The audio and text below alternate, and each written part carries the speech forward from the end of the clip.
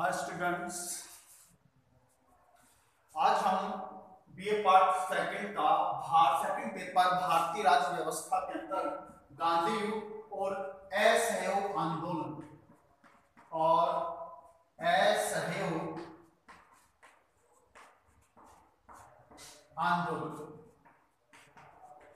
आंदोलन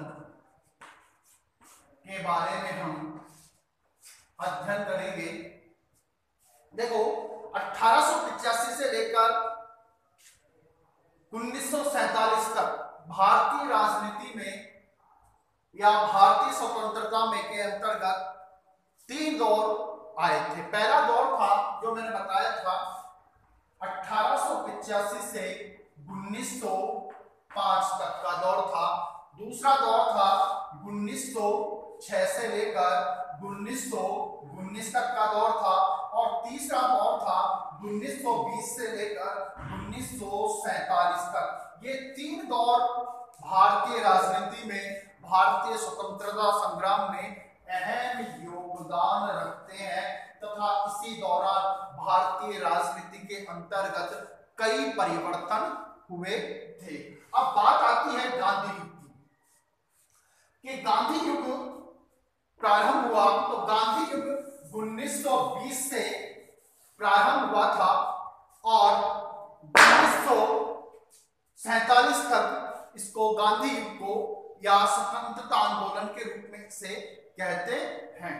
अब जब 1914 में या 14 या 15 में, कुछ किताबों में 14 है, कुछ किताबों में 15 है, साउथ अफ्रीका से 1893 में गांधी जी फारूक अब्दुल्ला एंड केस के सिलसिले में, फारूक एंड कंपनी के अब्दुल्ला केस के सिलसिले में साउथ अफ्रीका से ये जब भारत लौटे, एक लंबे अंतराल के बाद में 1995 में 1915 में जब ये भारत लौटे तो उस समय भारत की राजनीतिक स्थिति बहुत दयनीय थी।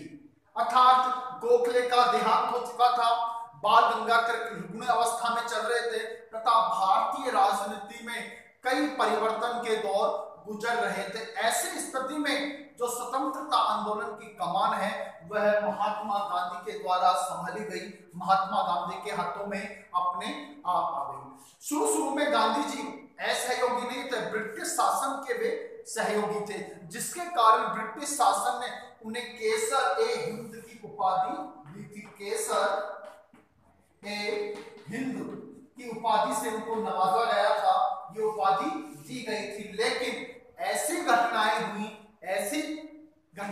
भारत के अंतर्गत जिसके कारण से गांधी जी सहयोगी से असहयोगी बन गए, सहयोगी से असहयोगी बन गए। वे घटनाएं कौन कौन सी थी? उन घटनाओं में कौन कौन सी थी? तो घटनाएं ये थी कि सहयोगी से असहयोगी भारतीय राष्ट्रीय आंदोलन, असहयोग आंदोलन कैसे प्रारंभ हुआ, असहयोग आंदोलन की पृष्ठभूमि क्या थी? तो वे घटनाएं थी जनता में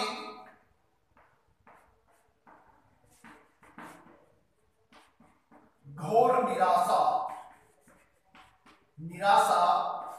या असंतोष।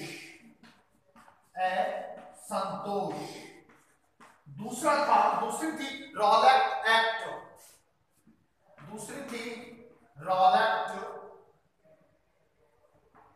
रॉलेट एक्ट, तीसरी थी जलियांवाला बाग हत्याकांड, जलियांवाला बाग हत्याकांड।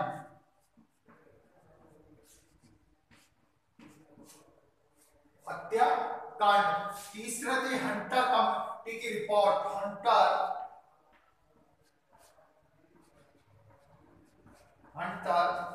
कमेटी की रिपोर्ट। नेक्स्ट थी खिलाफत आंदोलन,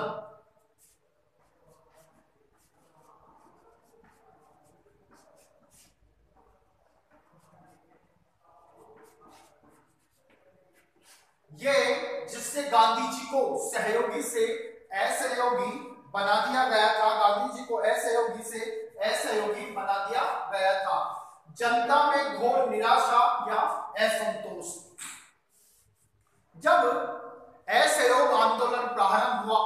पहले भारतीय जनता के मन में घोर निराशा थी, असंतोष था, क्योंकि भारत की आर्थिक स्थितियां बहुत ज्यादा कमजोर हो गई थी, बहुत ज्यादा ही टूट चुकी थी। यहाँ का प्रत्येक व्यक्ति अपने आप में असंतोष की स्थिति में उत्पन्न था, जिसके कारण से उन्होंने एक बड़े आंदोलन की ओर अग्रसर किया या बड़े आंदोलन में भाग लेने की चेष्टा की। दूसरा था रॉलेट एक्ट, जो 18 मार्च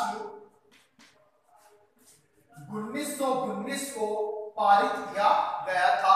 18 मार्च 1919 को पारित किया गया था। रॉलेट एक्ट क्या था, मैं आपको बता दूं।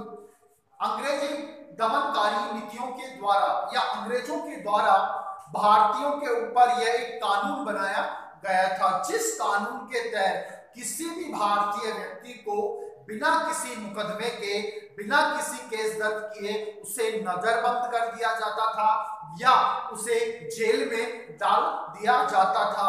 ऐसा कानून ब्रिटिश संसद में पारित किया गया, जिसे रॉलेट एक्ट के नाम से जाना जाता है, जो 18 मार्च 1919 को भारत के अंदर प्रभावी किया, यानी अंग्रेजों के द्वारा लागू किया गया।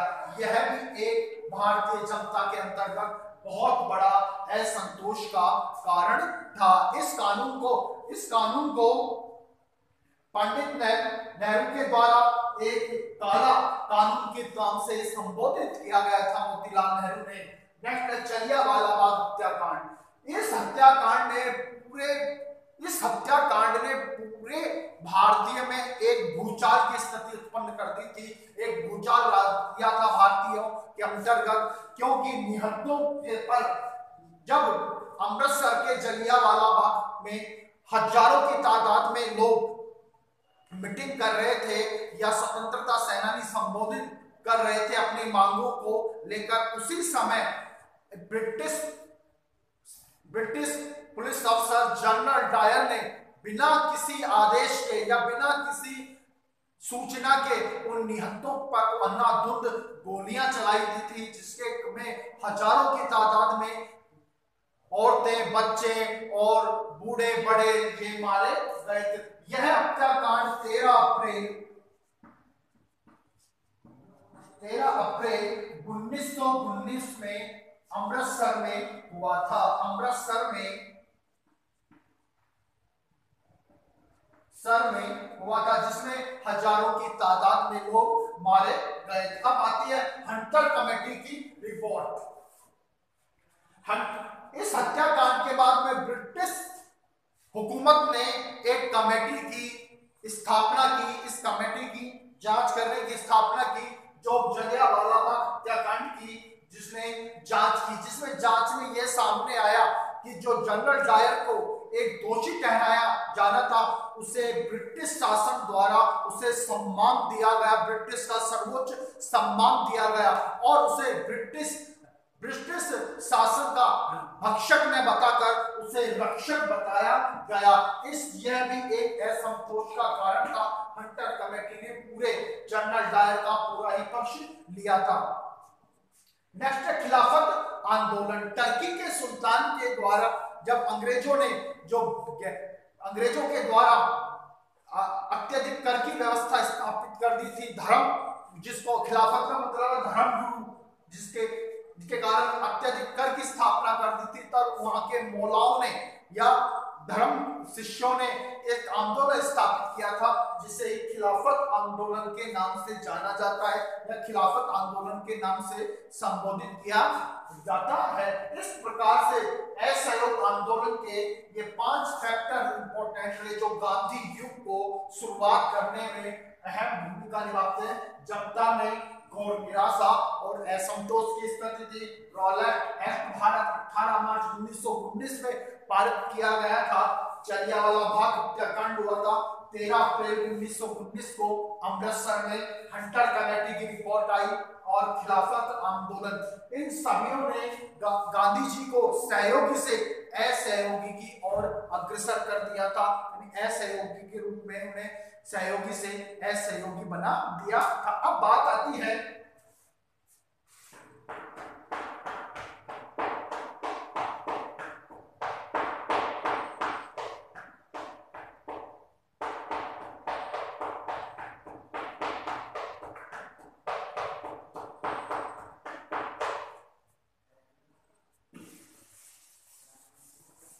अब बात आती है असहयोग आंदोलन का कार्यक्रम क्या रहा। असहयोग आंदोलन का कार्यक्रम,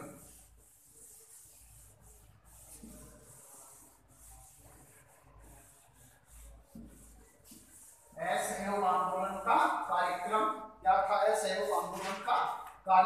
क्या था। असहयोग आंदोलन का कार्यक्रम,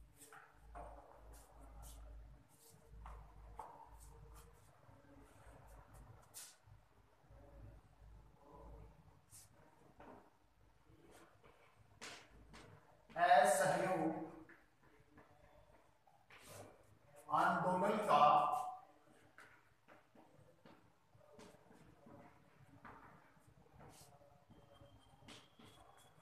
कार्यक्रम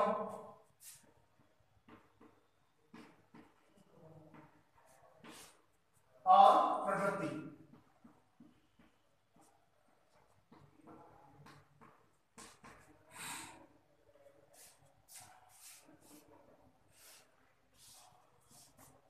असहयोग आंदोलन का कार्यक्रम और प्रगति, जिसके अंदर सरकारी वैतनिक और तथा अवैतनिक पदों एवं उपाधियों का त्याग करना, सरकारी वैतनिक तथा अवैतनिक पदों का त्याग करना, सरकारी वैतनिक या अवैतनिक उपाधियों का पदों एवं उपाधियों का त्याग करना,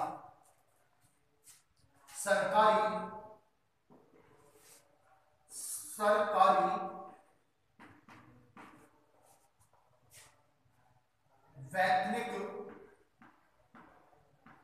वैतनिक और अवैतनिक, सरकारी वैतनिक तथा अवैतनिक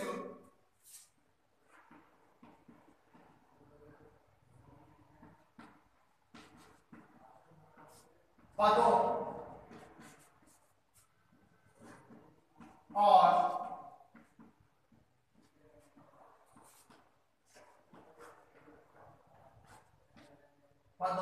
और उपाधियों का त्याग करना,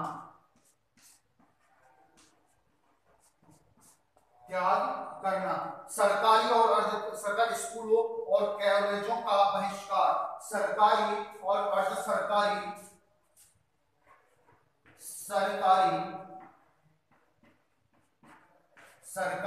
और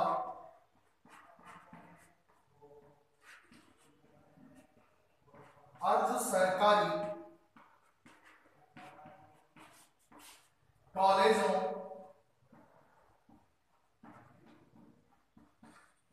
और स्कूलों का बहिष्कार किया गया, और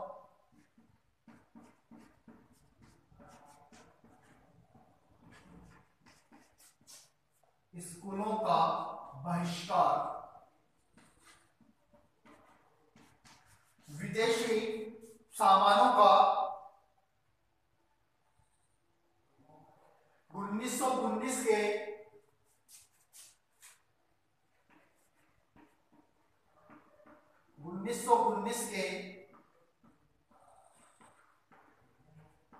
अधिनियम के अंतर्गत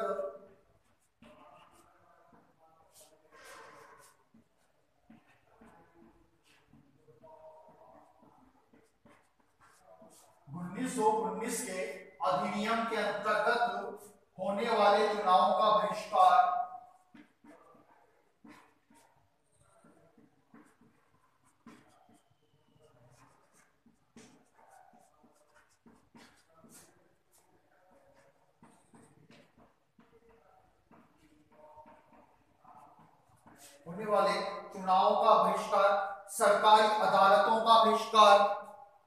सरकारी अदालतों का बहिष्कार, विदेशी माल का बहिष्कार, सरकारी अदालतों का बहिष्कार,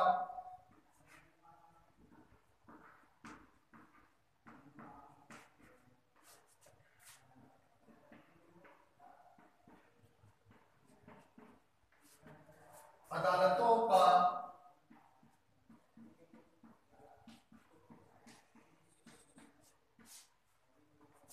सरकारी अदालतों का बहिष्कार, विदेशी माल का बहिष्कार,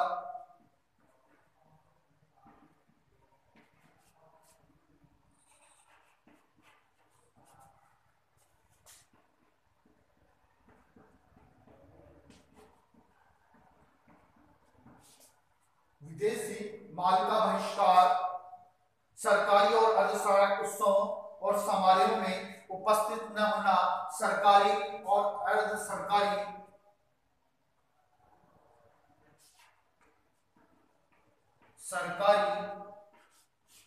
और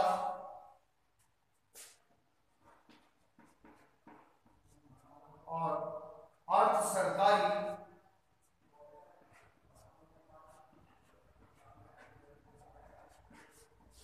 उत्सवों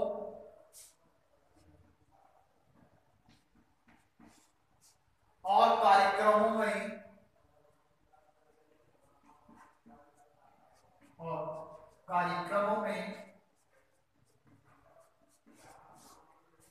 उपस्थित न होना,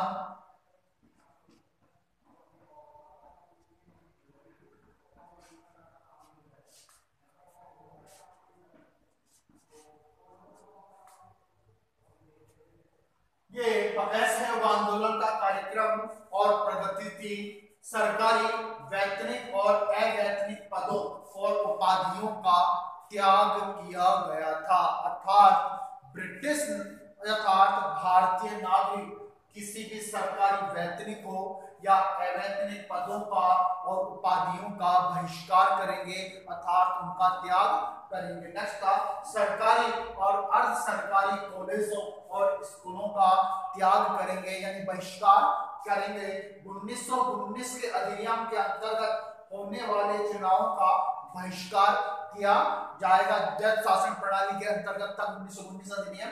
सरकारी अदालतों का बहिष्कार किया जाएगा, विदेशी माल का बहिष्कार किया जाएगा, विदेशी कपड़ों को जलाया जाएगा, सरकारी और अर्ध सरकारी उत्सवों और कार्यक्रमों में उपस्थित न होना। यह असहयोग आंदोलन का एजेंडा तैयार किया गया था, असहयोग आंदोलन का कार्यक्रम तैयार किया गया था। अब बात आती है कि असहयोग आंदोलन कब स्थगित हुआ, असहयोग आंदोलन की क्या, असहयोग आंदोलन का क्या महत्व था, या असहयोग आंदोलन कब स्थगित हुआ। तो असहयोग आंदोलन चोरा चोरी कांड के बाद में असहयोग आंदोलन को स्थगित करना पड़ा था। चोरा चोरी कांड के बाद असहयोग आंदोलन को स्थगित करना पड़ा था।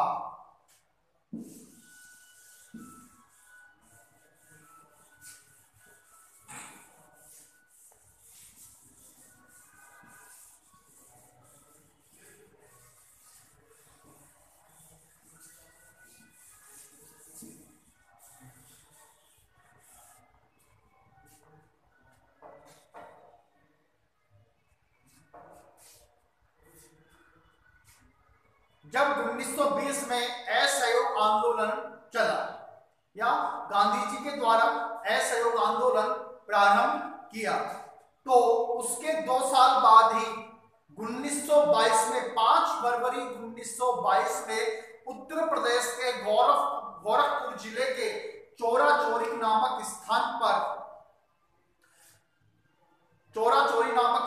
पर स्थानीय गांव वालों ने पुलिस चौकी को में आग लगा दी थी, जिसमें सैकड़ों की तादाद में पुलिसकर्मी जल गए थे।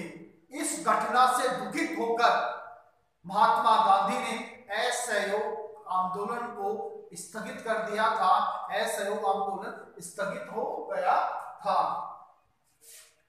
असहयोग आंदोलन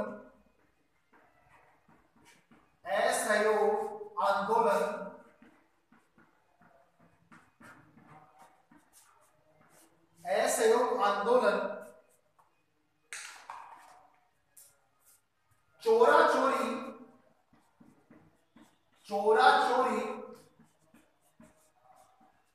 नामक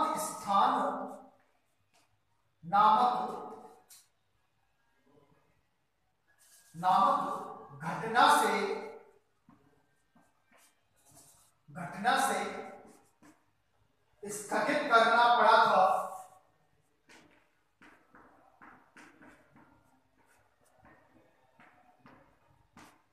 स्थगित करना पड़ा था,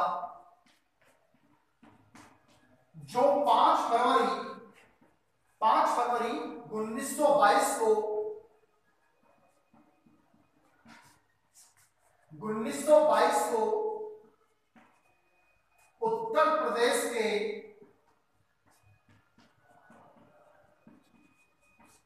गोरखपुर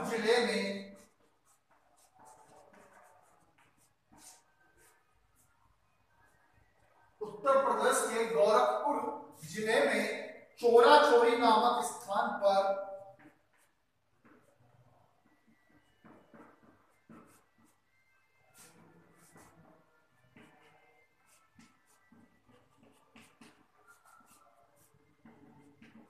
पुलिस चौकी में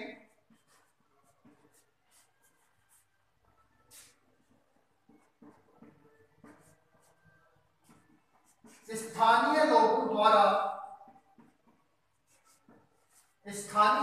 लोगों द्वारा आग लगा दी गई थी। स्थानीय लोगों द्वारा आग लगा दी गई थी,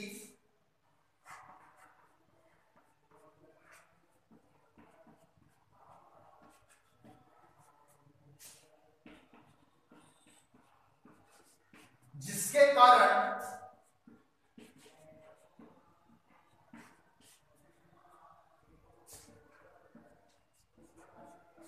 महात्मा गांधी ने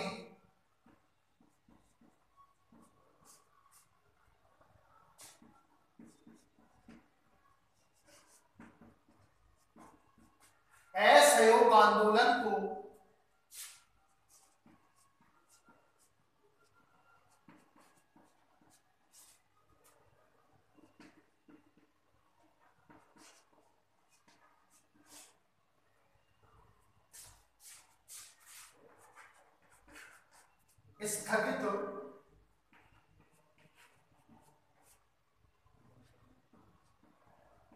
स्थगित करना पड़ा था।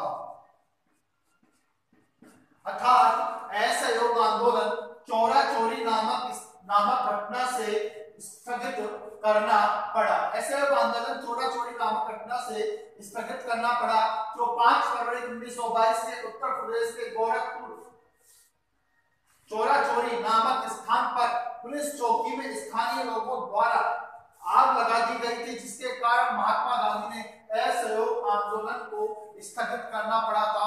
इसमें सैकड़ों की तादाद में जिंदा पुलिस वाले खत्म हो गए थे, यानी उनकी मृत्यु हो गई थी। इस कारण से असहयोग आंदोलन को स्थगित करना पड़ा था। अब बात आती है असहयोग आंदोलन का क्या महत्व रहा। असहयोग आंदोलन का क्या महत्व रहा।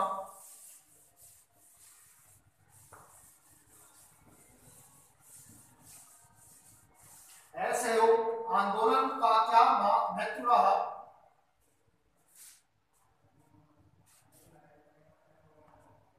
असहयोग आंदोलन का महत्व, असहयोग आंदोलन का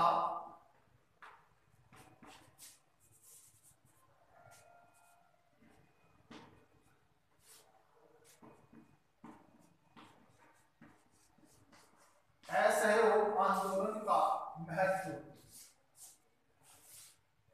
इसने राष्ट्रीय आंदोलन को एक जन आंदोलन का रूप प्रदान किया। इस राष्ट्रीय आंदोलन ने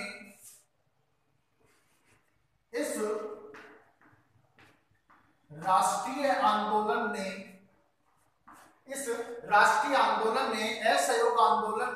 एक राष्ट्रीय आंदोलन ने एक जन आंदोलन का रूप ले लिया। इस राष्ट्रीय आंदोलन ने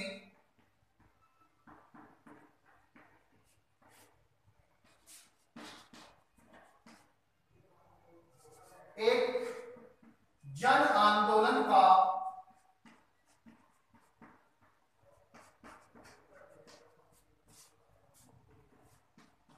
रूप ले लिया,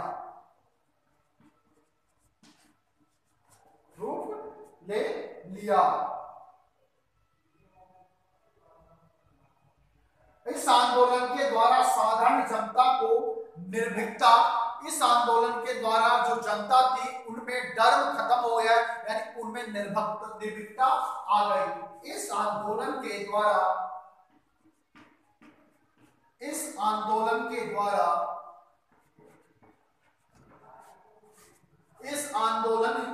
द्वारा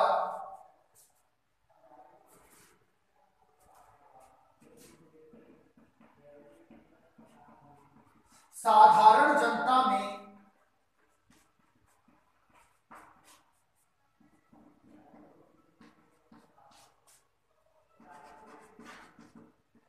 निर्भीकता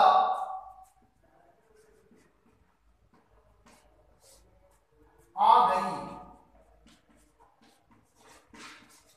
निर्भीकता आ गई।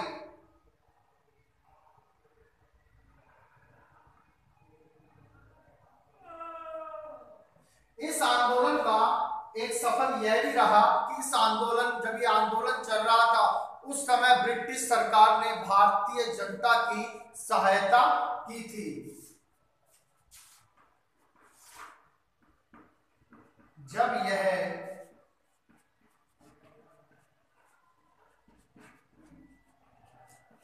यह आंदोलन चल रहा था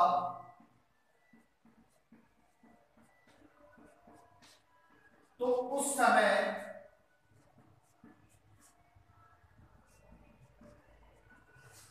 ब्रिटिश सरकार ने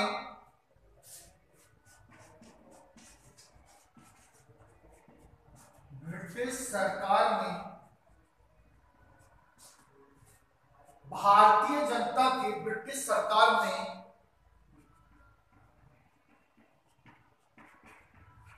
भारतीय जनता की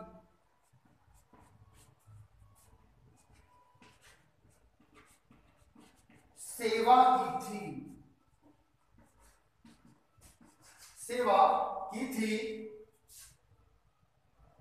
और कांग्रेस के द्वारा जो रचनात्मक कार्य किए गए थे, खादी, ग्रामोद्योग, चरखा, राष्ट्रीय शिक्षण संस्थाओं का संचालन, वे भी अपने उच्च शिखर पर पहुंच गए थे। अर्थात असहयोग आंदोलन का महत्व यह रहा, इस राष्ट्रीय आंदोलन ने एक जन आंदोलन का रूप ले लिया था, अर्थात प्रत्येक व्यक्ति इस आंदोलन का मुखिया हो गया था। इस आंदोलन में प्रत्येक व्यक्ति ने इस आंदोलन में भाग लिया था। इस आंदोलन के द्वारा साधारण जनता में निर्भीकता, अर्थात जो ब्रिटिश के शासन के खिलाफ जो डर था वो खत्म हो गया था।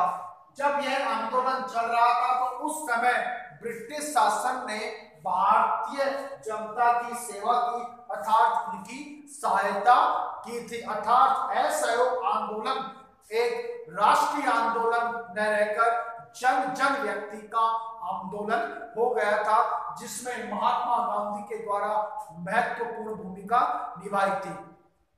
इनके द्वारा जब दूसरा 1930 में सविनय आंदोलन और दांडी यात्रा प्रारंभ की गई थी और 1942 में भारत छोड़ो आंदोलन महात्मा गांधी के द्वारा प्रारंभ किया गया था। ये महात्मा गांधी युग के 3 महान आंदोलन थे, असहयोग आंदोलन, 1930 का सविनय आंदोलन और 1942 का भारत छोड़ो आंदोलन।